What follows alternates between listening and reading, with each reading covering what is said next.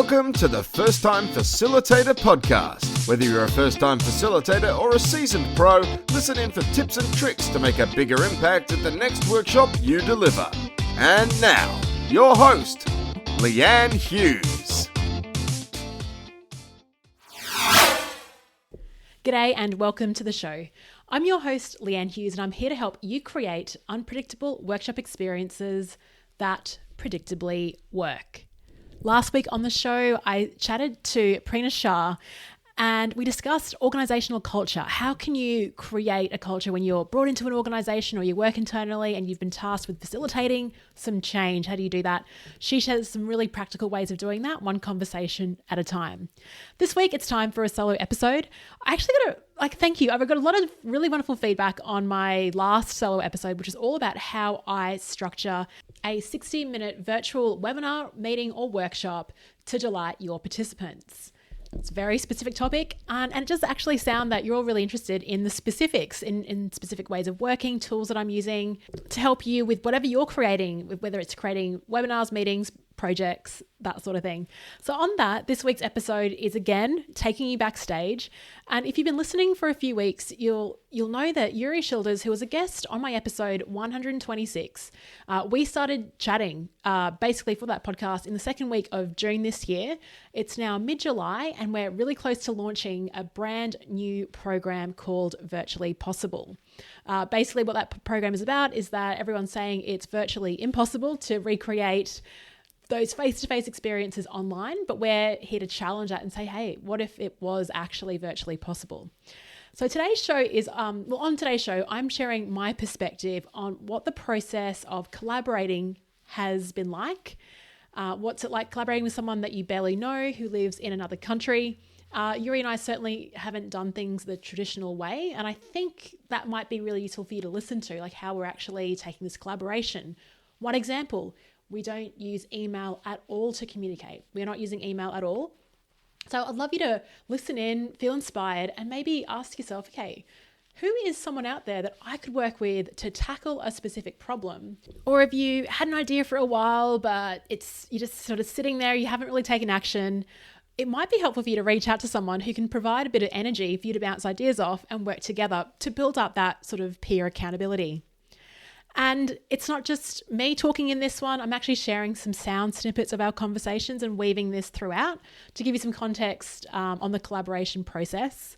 Joeri and I are actually also going live this week on we've called it like a 43-minute, talking about specifics, but it might be around 45, who knows. But it's a 43-minute live YouTube stream.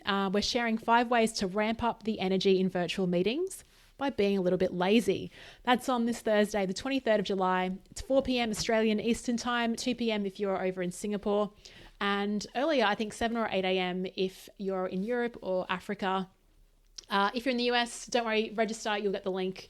We'll send it to you afterwards as well. You can register if you'd like to see us live stream over at firsttimefacilitator.com/possible. That's firsttimefacilitator.com/possible.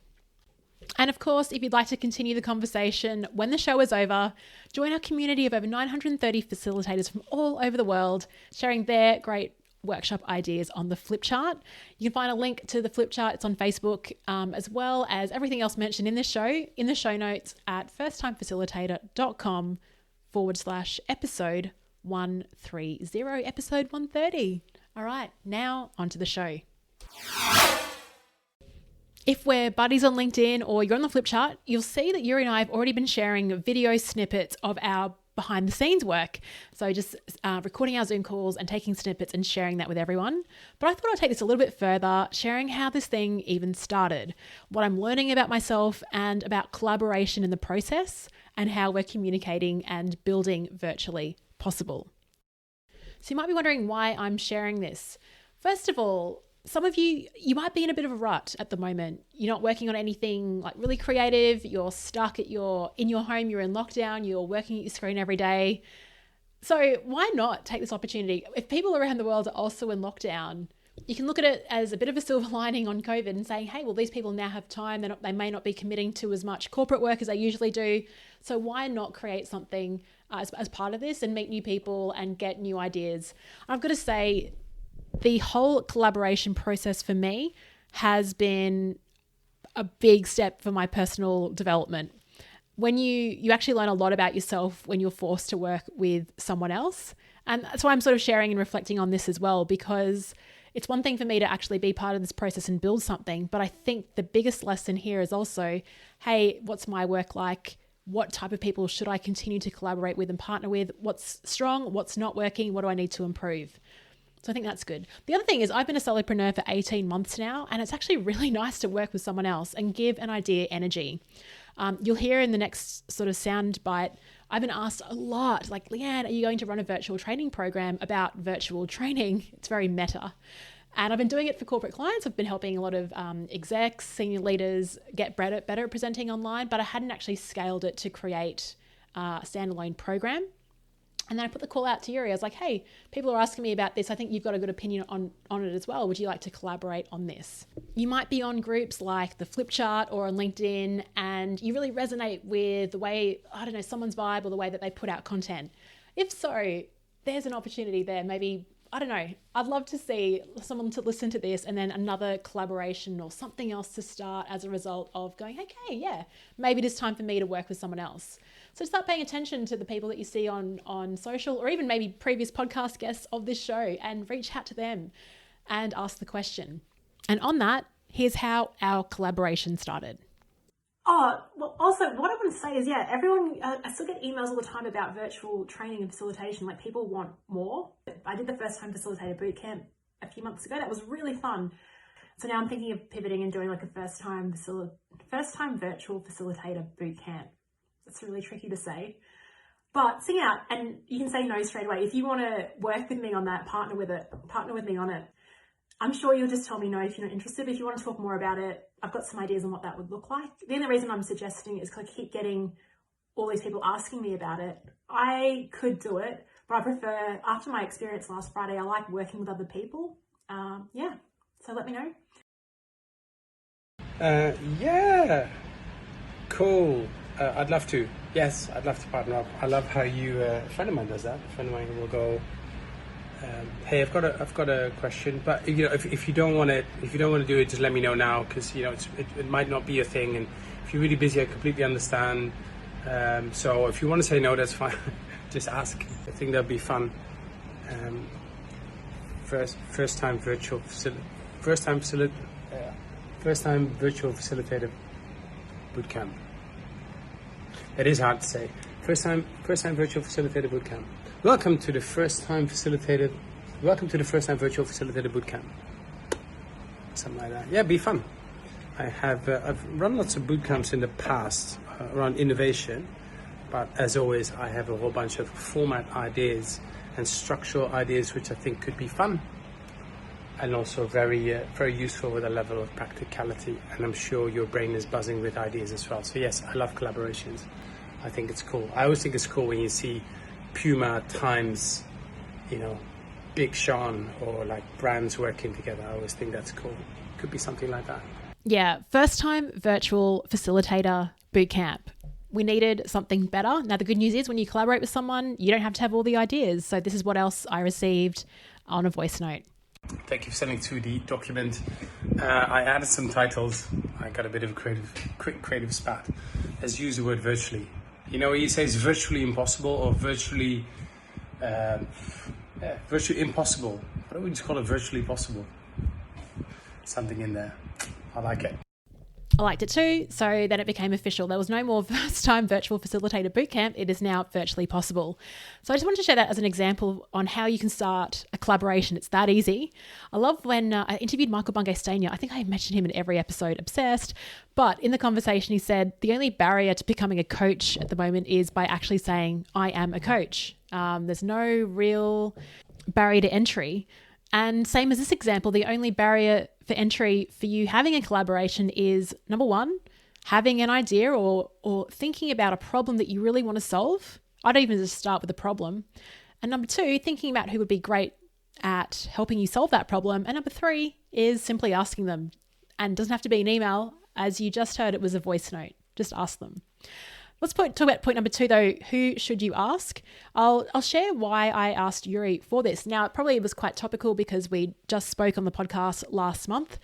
We're similar, but we're also different. It's like that thing in Thailand, same, but different. So he's got skills in video. I've talked about his YouTube channel, The Magic Source. Check it out. Link to that in the show notes. And around innovation as well. This year, I really wanted to build up my video skills, but that's not why I asked him. I think it was more a case of a collaboration being a 1 + 1 = 3 effort, not a 1 + 1 = 2. What does that mean? Joeri talks a lot about street fighting and sparring, finding a fighting partner. And I think it's also really important to actually select someone that is better at you at certain things, someone that can push you and that's not comfortable playing at a certain level. Now, I'll take this into a sporting analogy. When I play golf with people that are really great golfers, for some reason, my golf game actually picks up a lot. Like I take these shots that I never knew I could hit. I just play amazingly because I'm just surrounded by people that are doing or playing golf really well. Same in tennis. If I'm playing tennis against someone that's not very good, my game also seems to drop as well. I keep hitting the net. Whereas if I'm playing someone that's really good, my game improves as well. I think the same thing goes for collaboration. So don't be afraid to reach out to someone that's better at you at certain things, and someone that will challenge you. And just from a conversation with Joeri, I know that he's a guy that you could have open conversations with. He has an audience. He's done this YouTube thing for a few years. We're on the same path, but he's better at something else than me. And I've got complementary skills in other areas. But yeah, pick someone that's going to push you. So 1 + 1 = 3. The other thing about collaboration as well, you don't really know what's going to happen. It's like recruitment, right? We spend all this time recruiting people into our organizations. They say the right things in interviews. They score really well on the assessments. The culture fit seems to be right. But you know that after sometimes a few months, you realize, oh gosh, this person really isn't who they were meant to be. I think that Joeri and I have lucked out. That's my personal opinion. I think the way that we communicate has actually enabled a lot of momentum and growth as part of this. Things haven't soured yet, watch this space, but I think we've lucked out with this partnership. So you've got to actually have a bit of trust and know that it's actually really tricky to know. So what do you do then? Well, with your collaboration, try work on a project together. That's it. Just a simple project. We're just working with Virtually Possible. If it works out, who knows where it will go. If it doesn't, well, we've learned a lesson. We've learned a lot about ourselves in that process. So yeah, I think commit to an experiment, a project, something with like a finite date, and reassess after that, see how it goes. Okay, so you've asked someone, you've now got commitment, and you're going to collaborate on something. What do you do then, or what should you do then? A couple of things I would suggest that we also have done is establishing communication caveats. We both sort of actually told each other what we were not very great at or comments that have been given to us as feedback in the past. And actually ours are both the same. We've been both told that we move really quickly, which I think is a strength. It can be overused, and I did overuse it actually in our collaboration, but which I'll share a little bit later on. So maybe sort of being open and sharing, look, this is where I can get stuck sometimes, or this is where you might find me annoying you, and being really open with that. And also saying, if at any time I'm not pulling my weight, or I'm bugging you, or you're bugging me, you're moving too fast, or we're not, whatever, just let us know, and we won't take it personally. We're trying to build something amazing, a really great project here together. And as part of that, we both need to communicate honestly and transparently.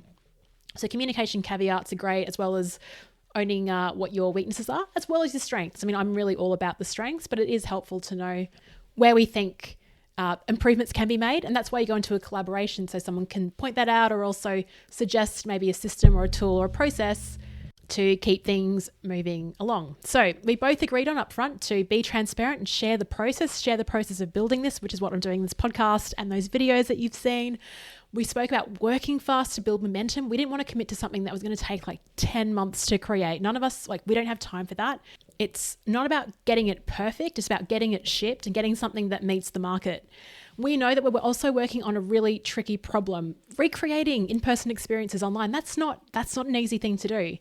And so we agreed to this philosophy of co-creating it with people around the world who are equally, if not more passionate about working through it too.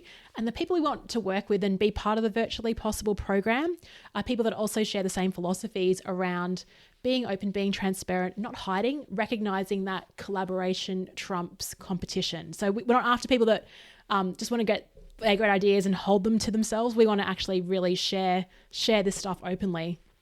We also committed to finding out what people wanted before we built it. I think we all have in our minds when we build something an idea of what the participant or audience member wants, but it's actually really helpful to just ask them. And of course, we also agreed to not using email. So I'll share how we communicate as well. You might be thinking, how on earth are they communicating? So the number one tool that we're using is WhatsApp. It's a free tool, WhatsApp. I used it with my team in Indonesia when I worked internally. It's the best. You can share voice notes, you can share video notes, Loom videos, links, you can share files, screenshots, images. I think the best part about using WhatsApp is that it's a short form tool. What do I mean by that? When you're writing an email, there's all these sort of email etiquette things that come up and you've got to respond in a certain way. And if someone writes you a long email, you got to write them a long email back if you're being kind of wanting to cater to their communication style. But WhatsApp, it's all short, sharp. You can get an answer, like add a question and there's like yes or no. It's instant messaging. So it's short form media, which makes it easier to work really quickly. The second tool we used is Dropbox. Joeri is better at this than I am. So he actually set up a filing system straight away on Dropbox. I didn't even think about that. We've got 4 different folders in there, business stuff, design, landing page, and videos. So all our Zoom calls and the videos that we record for Instagram stories and in portrait mode, they're all uploaded into those folders, which is really great. Keeps everything organized in a nice central location. So WhatsApp, Dropbox. Number 3, we've been using, of course, Zoom for video calls. We'll record these calls and Joeri will extract like 4 or 5 minutes out, add it into a really beautiful looking Virtually Possible template, and then we'll upload it to social media. Now, in this episode, later on, I've included some outtakes from this. A lot of people go, oh my gosh, Leanne, you're so confident. Guess what? You get to hear that I'm not. Before we hit record, I'm like freaking out. So you only get to hear some of the edited footage, but I'm going to share, again, be transparent and share with you how I think and feel before and after these videos are shot. We also did some sprint sessions last week on Monday, Wednesday, and Friday to really build the program. And I'll share how we facilitated those specific sessions very shortly in this episode. It's funny, when I became a solopreneur, I said, wow, every single day I'm having to learn a lot about myself. Becoming self-employed is the best form of personal and professional development. You're learning all the time. I would say the second best thing to learning is getting into a collaboration. I have learned a lot about myself by having someone else being a part of this process. Now, one of my strengths, the Gallup-Clifton Strengths tool, is one of my favorite. My number one strength is ideation. Here's what it says about me in my report. It's very likely that you generate ideas quickly. You present others with numerous options at a pace some find dizzying. Think through your ideas before you communicate them. Not everyone will be able to connect the dots of an interesting but incomplete idea and might dismiss it. So my blind spot is this. Your limitless thoughts and ideas can sometimes overwhelm and confuse people. Consider refining your ideas and sharing only the best so others won't reject them simply because they cannot follow your abstract thinking. Now, the great thing about working with Joeri is I don't know what his top 5 strengths are. I think one of his was woo, which is winning over others. That's all about talking to strangers. Now, that for me is in my bottom 30. The thing with Joeri, though, is that I don't need to connect the dots for him. He gets it. I don't need to think through them and articulate them clearly. He can grab them and make them real. So that's been a real win out of this collaboration. I think the other thing is, like I said, we both move really quickly. Now, last Thursday, I had to send out an email to everyone on the waiting list. And I was like, I've got to get it out on Thursday because no one reads their emails on Friday. So I was putting a lot of pressure on myself. Wednesday evening, I think it was like 10:30 p.m., I drafted the email, sent it over to Joeri, go, can you proofread this by tomorrow morning? I gave him like 8 hours to do that. I hadn't heard a response, so I just sent it out. Anyway, then he gave me feedback after, which was really good. He'd actually had a friend, Mark, have a look at it and provide some thoughts. And I was like, I really should have waited for that feedback. So I've learned a few things. I mean, I do move quickly, but I also need to respect other people's time and commitments as well. So I owned it, and it probably comes back to just project management and going, look, if I'm sending an email on Thursday, get it to Joeri Wednesday morning, just 24 hours. We've agreed to that in terms of providing feedback to each other. Now, he didn't have to give me that feedback. I picked it up myself and owned it. The other strategy when it comes to this collaboration is, like I said, we're sharing behind the scenes and being really transparent. Now, this is good because it gives us public accountability. Now we're more accountable not only to each other, but to everyone else that signed up for the waitlist and people that are interested.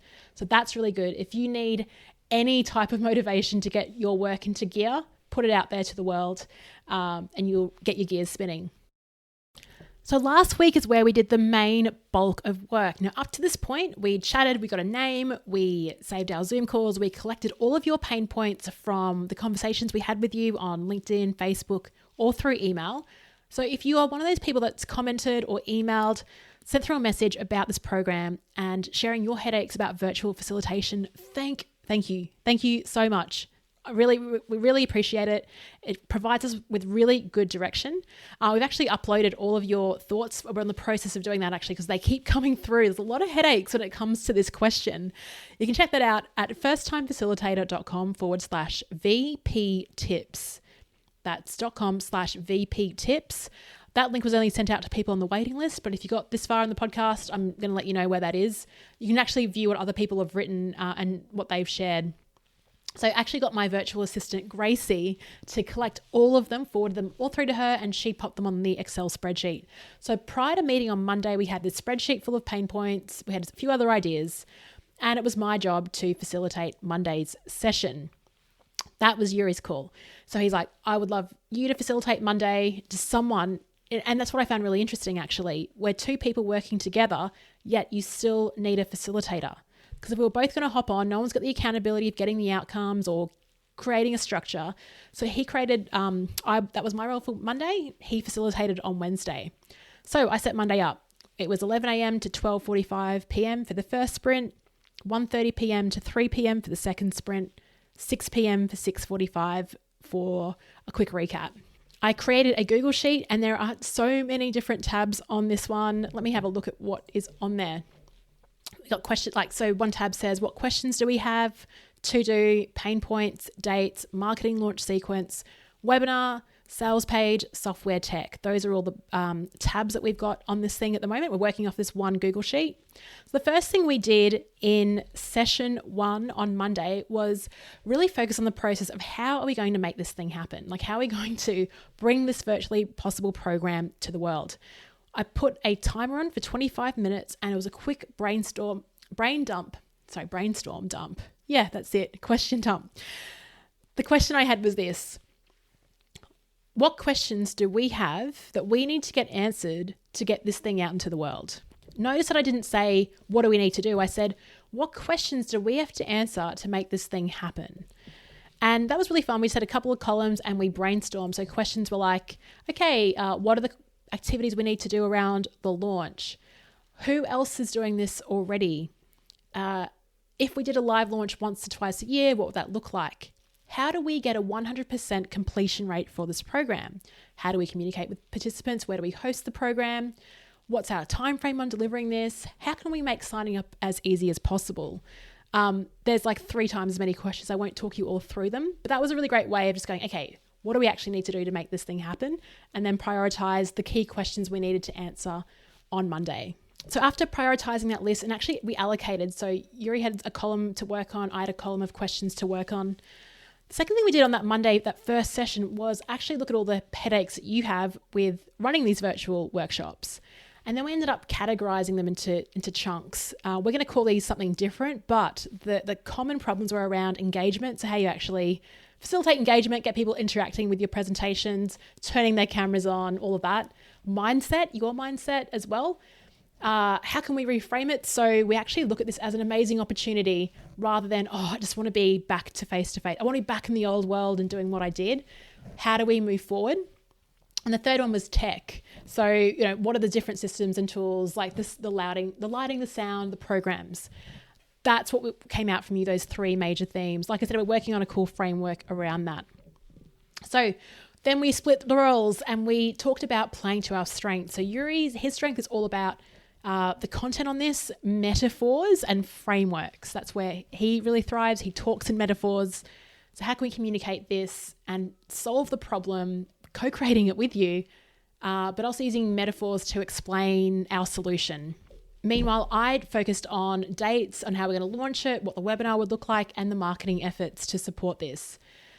So then we worked individually, separately, came back. Now, I think spacing is really important. It's funny, we had a lot of discussion, and then often it was when I was switched off, not actively working on this, like going out for a walk, when a great idea would hit me. So you've got to switch your brain off. I know it's so counterintuitive, but you do need to give yourself that space to arrive at the answer sometimes.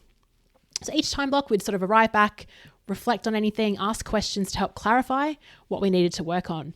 On the second session, I introduced an app. It's called Time Blocks, timeblocks.co. So cool. If you want to run these sprints or run co-working brainstorming sessions, I completely recommend it. So we set our intention of what we were going to work on.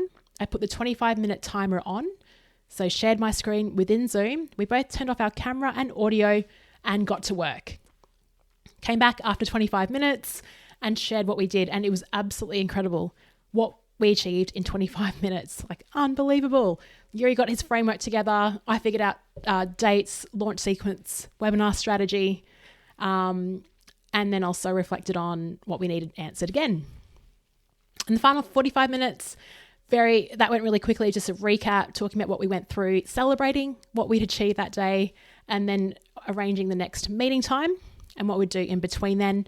Of course, we switched roles. So Joeri facilitated the second session, and it was his job to think of the timing and send the calendar appointments, just keeping it a 50-50 split in terms of that workload.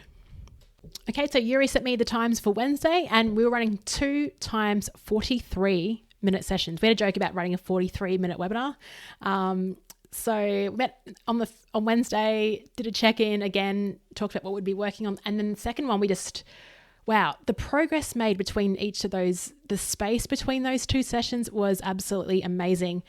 And we decided in that space time, that off time, I decided, look, for some reason, I'm not feeling really energized about running another Zoom webinar. Like, I'm hopping on Zoom all the time. So why not run a live stream into YouTube? Joeri's a YouTube guy. Anyway, he's up for it. So we agreed to meet on Friday and test the technology. We're using a tool called b.live, which does really cool things. You can annotate over the top. You can share people's comments from YouTube chat in there.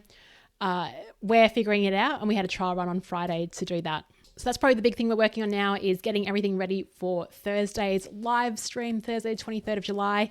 If you'd like to join us live and see how we actually brought this together, please do. You can find out all the details at firsttimefacilitator.com/possible. Okay. Now, it was funny when we tested tech on Friday. Oh my gosh. Videos weren't working. Sound wasn't working. Chat annotation wasn't working. So I was freaking out going, why did I think of YouTube Live? But we figured it out. So we actually trialed for a bit. Things weren't working. We hung up the call, went on to Google, figured it out, hopped back in, and it worked. Amazing. So it just shows you how important it is to practice, do that work behind the scenes before you go live with any type of tool.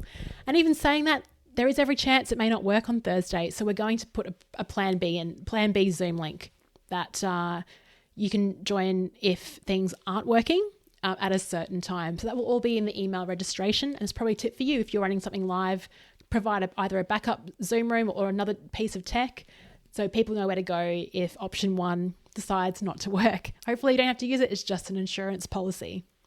Okay, that's it from me from this episode sharing. I hope you found something in there useful. Again, it was really quite detail oriented, sharing specific questions and tools and how we're actually working our communication protocol. Let us know what you think. Connect up on LinkedIn, shoot me on Instagram, DM at Leanne Hughes, or connect with Joeri.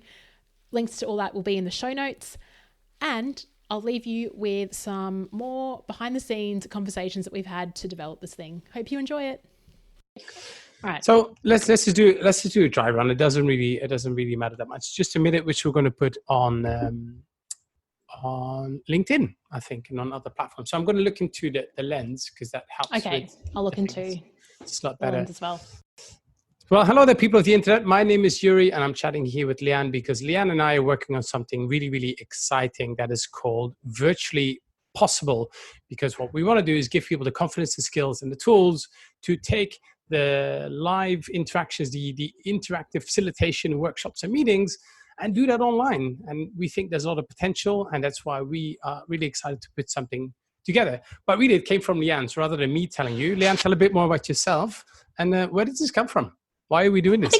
I think it's because it's a common pain point. So many people are coming to me, whether it's through like a LinkedIn message or just through conversation, and saying, I really, really miss that feeling of being in a face-to-face environment. Yeah. And I wish we could replicate it online. And it's like, I've actually been in conversations, even a podcast conversation I had with you, where I'm actually feeling the energy. I'm getting energized from Zoom. So I think there's absolutely a way we can do it.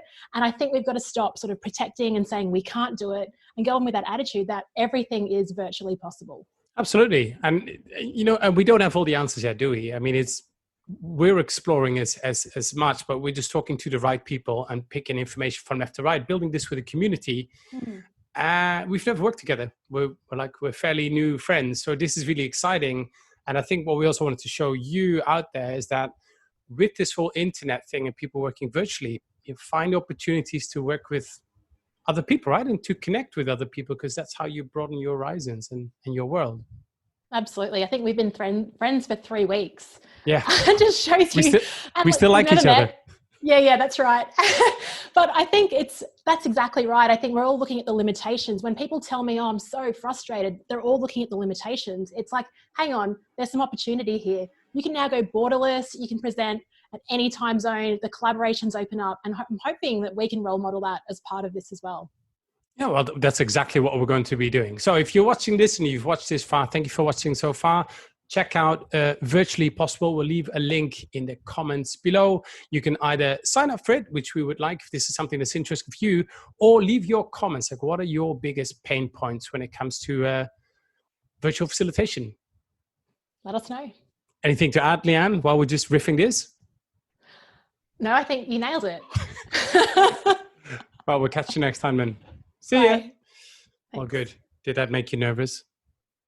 Yeah, I think it's because of like the constraints of a minute. Like if like with a podcast, you've got so much time to get into it and just talk. But with a minute, you're like, I've got to get all the goodness. I've got to be really succinct.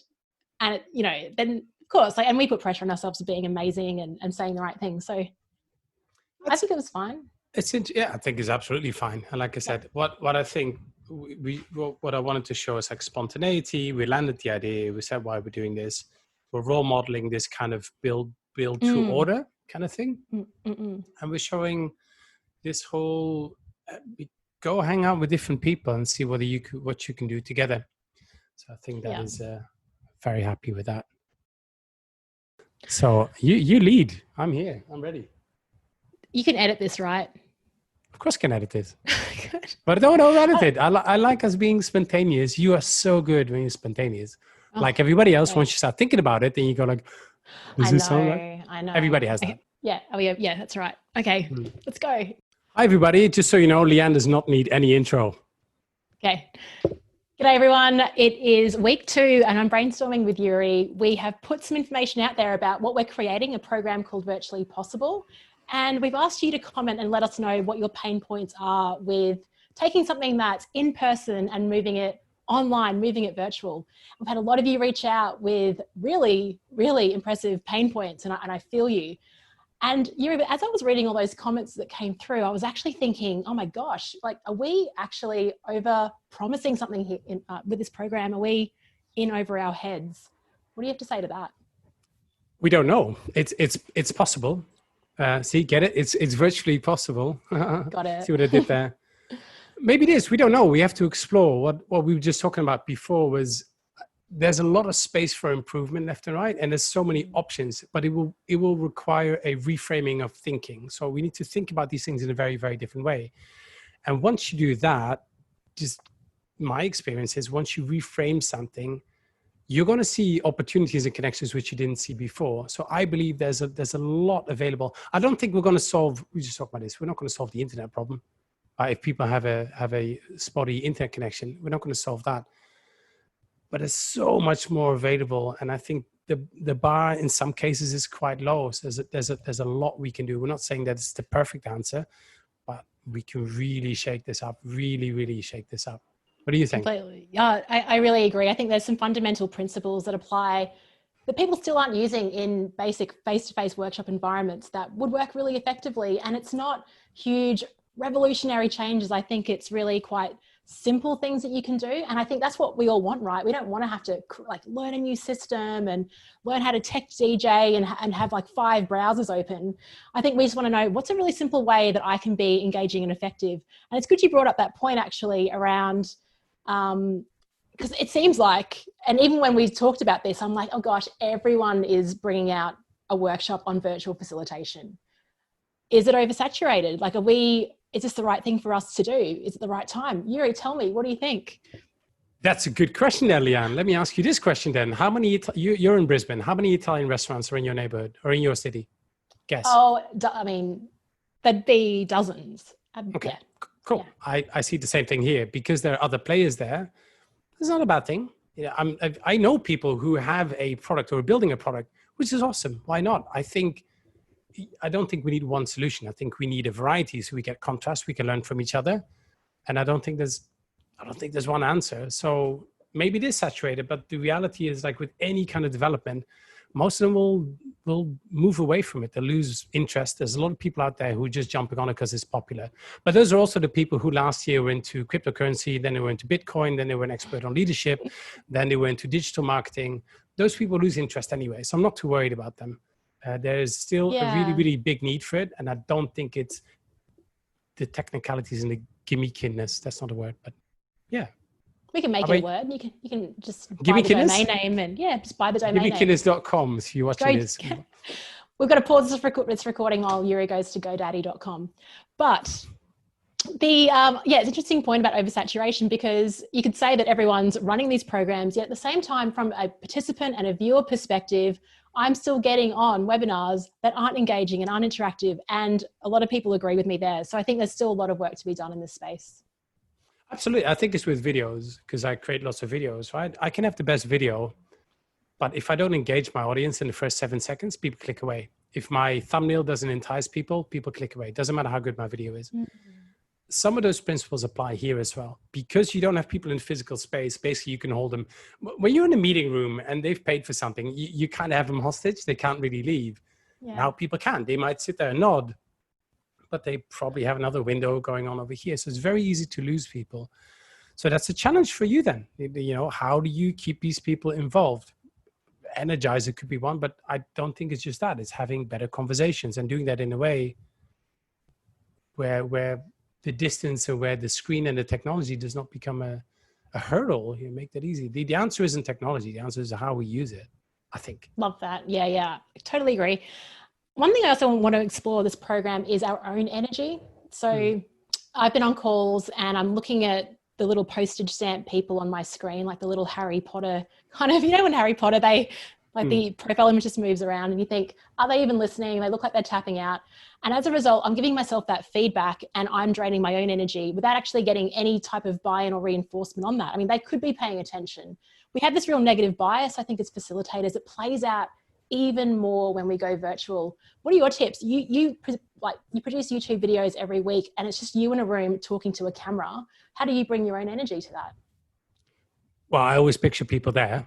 Every time I create a video, I'm thinking of somebody or a group of people I'm talking to. So that makes it really interesting. 2, you just learn to be a lot more engaging, because I know by being engaging on camera, you draw in people more. That's just the way it is. I mean, if I'm just a talking head speaking in a certain monotonous way, that's not going to fly. You already see very little of my body. So just by moving a bit more, by doing different shots, I can engage people more. And the other thinking is, I don't think as facilitators, we have to always take all the responsibility for keeping people involved and engaged. We're not dealing with kids. No, I hate that when people say that, I'm not here to entertain you. I do my best as a facilitator, and the people I work with as well do our best to make sure it's engaging, that we get you from A to B, we get you through problems, we have better conversations, we create a safe environment. But it's teamwork. And hey, you know what? At the end of the day, if you want to sit there and don't engage, that's your call. There's nothing I can really do about it. I can make it as interesting as possible, but I don't think it's just my responsibility. If you don't want to play along, it's on you, not me. Sorry. Thank you. I love that. Maybe we should What do you think about that then? What's your thinking on that? Yeah, I did a big post on LinkedIn about that a couple of months ago because everyone was talking about the facilitator's responsibility. And I was like, hang on, it's a partnership. Like you've got to bring something and you got to bring yourself and your game and show up as well. So I definitely think there's accountability there. Yeah. Maybe we create like a Zoom manifesto or like rules of engagement. I don't know. I start with that. I start with the conversation on this is teamwork. So I used to do this. I still do this in talks. Like big audience talks, and you're on stage and it's always a bit scary and everybody's kind of sitting there like, who's this guy? And I've done this for 10 years. I always do this. I start off by saying, so my name's this, I'll be talking about that, or a little story. And I go, just so you know, this is an interactive session. I brought a little interaction bell. So I always bring this one. So every now and then I'll ask a question, I'll hit the bell, and I'd like you to respond, because if you don't, then I'll just get all flustered and get nervous. Then I pee on myself, and nobody wants to see that. So, and I make them laugh. That's all it is. You just make them laugh, and you play on that card a bit later on. Go like, guys, you don't want to get embarrass myself again. So just it's having a laugh and kind of going. Whenever I ring this bell, it's interactive, and it works like a charm because I don't take myself that seriously. Nor should anybody else take me seriously at all. But it creates a light environment, and it signals, the serious note is it signals that I can't do this by myself. You're in this with me, so either come along or don't waste your time. Yeah, and the second we had that mindset of it's not all about us and we have to deliver the goods, I think that's something really powerful that we need to sort of talk more about, and how we manage that. And I think cool tools like just simple phrases like that and a ringing bell can really make a difference. And it's not learning another piece of software. So Joeri, I'm excited to be working on this with you and just continue talking about the problems and what we're seeing, pain points. If you're interested in knowing more about this, click the link below to find out more and get on the wait list. We'll send you through more information, and also comment and just share. What are you noticing? Are things getting better for your webinars or worse? What's happening for you? Or have you seen any good examples? If you go, hey, you guys really should check these guys out, or you should check out that idea or this channel, let us know. Thanks, everyone. Okay. Shall we wave? People wave, right? We do. Bye. Bye. Bye. Jazz hands. Yeah, spirit fingers. Engagement. What can we learn from YouTubers, TikTokers, Twitchers? What can we learn from them, do you think, for what we're trying to do? I think you alluded to the other week in terms of grabbing attention in the first, you said 7 seconds. On TikTok, it's actually a lot shorter than that. So it's all about curiosity. It's like 2 or 3 seconds you're going through. So something's got to happen that leaves you kind of hanging and wanting to watch more. It could be they throw out a question, or I think it's called a pattern interrupter. Think about anyone just scrolling the feed. Something's got to grab your attention. So it's going to be something a little bit different you're not expecting. That's actually how I start my face-to-face workshops, is with that same kind of, I talk about unpredictability to get attention. Yeah. So how can we be more predictable in our virtual workshops? And what do you do in your physical workshops then to create a bit of that surprise? Like, what do you do? Like, does an alarm go off when you start or something? What happens? Yeah, no. Well, I just think about what everyone else does. So think of a typical workshop. Everyone comes in, grabs a cup of tea or coffee, sits down. They wait. The facilitator's usually like getting their slides ready, putting up flip charts. Then when it's time, they'll walk up the front of the room and start and talk about themselves for a bit. Okay, so I something even simple is, while everyone's coming in, have a chat to them, start from the back of the room, don't even have slideshows on, start with the problem, like the reason you're here is, or don't you hate it when? Yeah. Create that, get everyone standing, talking, and then do the introduction after that. So it's not tricky. It's just like, what is everyone doing? So on webinars, I think it's the same kind of framework. We all wait for people to arrive, but sharing a screen, and then we just kick off talking person to slideshow. It's kind of hilarious that so many people say, oh, my meetings are not interesting, or my webinars are this, but you keep doing the same things. And I heard a really interesting observation about Zoom yesterday, actually. So when we all log into Zoom, we're all expecting the same thing. It's like, when you go to a workshop in a different environment, it sets a different tone. So if you're at a workshop by the beach, you kind of feel a bit more relaxed. If it's an evening event, you go into that with a different mindset.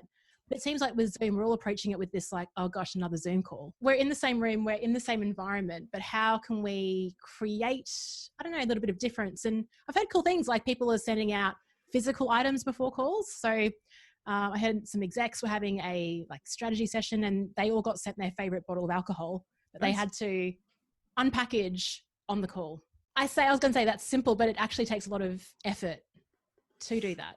Yeah, no, I get that. But if you're looking at purely from a price point of view, time is the only resource you have, really. We all have 24 hours, and it's how you spend it. Now, if you take a bunch of really expensive execs or whoever in the business, and you take them out of the business for half a day, if you could then use that chunk of time to really get something done, which in the long run will give them clarity, purpose, energy, strategy, that's worth it. That's worth then going the extra mile. Why would you then waste it?